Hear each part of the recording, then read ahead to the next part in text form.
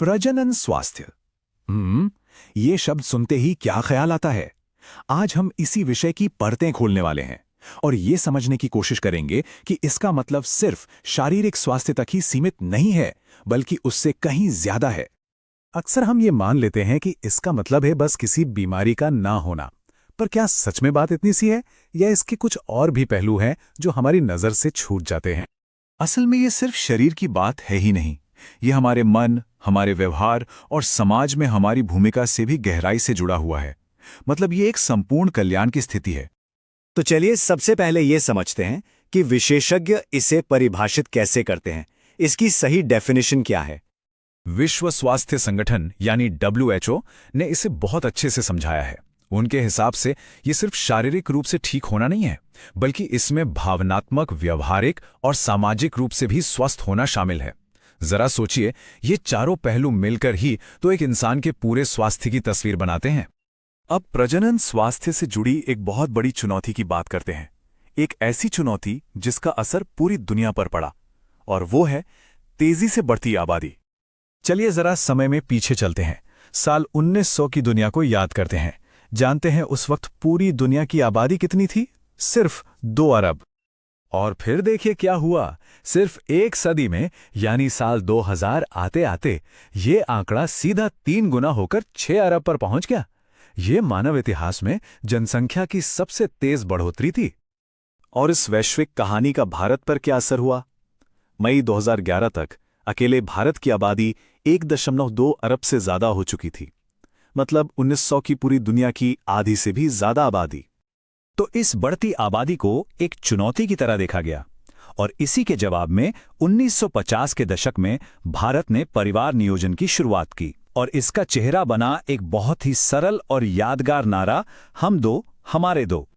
तो सवाल उठता है कि परिवार नियोजन के लिए हमारे पास क्या क्या तरीके मौजूद हैं। इसे एक तरह का टूल किट समझ सकते हैं, जिसमें हर जरूरत के हिसाब से अलग अलग साधन हैं। ये तरीके कई तरह के हैं।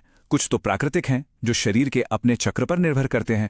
फिर आते हैं बैरियर मेथड, जैसे कंडोम, जो शारीरिक रूप से एक रुकावट पैदा करते हैं।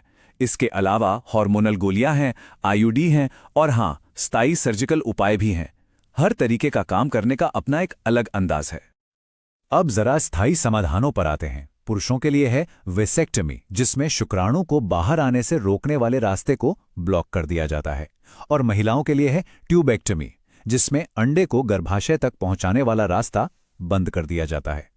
देखिए, ये दोनों तरीके बेहद असरदार हैं, लेकिन ये एक बड़ा फैसला है, क्योंकि इन्हें रिवर्स करना यानी वापस पहले जैसा करना लगभग नामुमकिन ही होता है।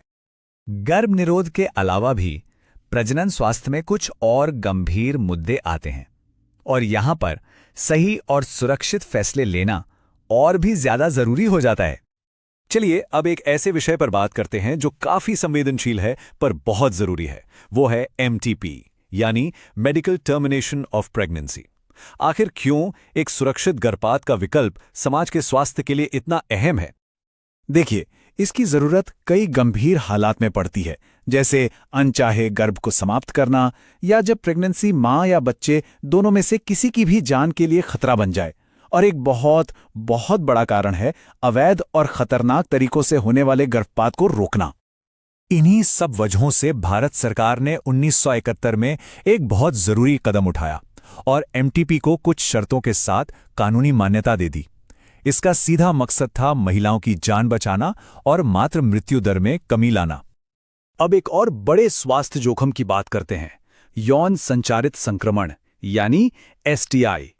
और जब बात STI की हो ना, तो एक ही मंत्र सबसे कारगर है, बचाव ही सबसे अच्छा इलाज है। और इनसे बचने के 3 सुनहरे नियम हैं। पहला, अनजान या एक से ज्यादा साथियों के साथ यौन संबंध से बचें। दूसरा, हमेशा कॉन्डम का इस्तेमाल करें। और तीसरा, अगर जरा भी शक हो तो बिना किसी झिझक के डॉक्टर से मिलें। शुरुआती जांच और सही इलाज एक बड़ी मुश्किल से बचा सकता है।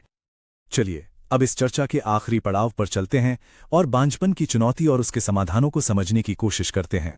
बांझपन का सीधा सा मतलब है बिना किसी गर्भ निरोधक के इस्तेमाल के यौन संबंध बनाने के बावजूद गर्भ धारण करने में मुश्किल आना। और ये समझना बहुत जरूरी है कि ये समस्या सिर्फ महिला की नहीं होती, इसके कारण पुरुष या महिला दोनों में से कोई भी हो सकता है। लेकिन अच्छी बात यह है कि आज विज्ञान ने इसके भी कई समाधान खोज लिए हैं। अब हमारे पास असिस्टेड रिप्रोडक्टिव टेक्नोलॉजीज यानी ART मौजूद हैं। टेस्ट ट्यूब बेबी या IVF का नाम तो शायद सुना ही होगा। ठीक उसी तरह ज़िफ्ट, गिफ्ट और ICSI जैसी कई तकनीकें हैं जो माता पिता बनने का सपना पूरा करने में मदद कर सकती हैं। और इन तकनीकी समाधानों से अलग एक और बेहद खूबसूरत रास्ता भी है, और वो है गोद लेना। ये उन जोड़ों के लिए माता पिता बनने का एक अद्भुत अवसर है जो संतान चाहते हैं। तो अंत में एक बात साफ है, प्रजनन स्वास्थ्य सिर्फ दवाइयों और इलाज तक ही सीमित नहीं है। ये जागरूकता, सामाजिक समर्थन और हर इंसान के लिए मौजूद सुरक्षित विकल्पों का एक पूरा ताना बाना है। तो सोचने वाला सवाल ये है कि हम इन सभी पहलुओं को एक साथ जोड़कर एक बेहतर और स्वस्थ समाज कैसे बना सकते हैं।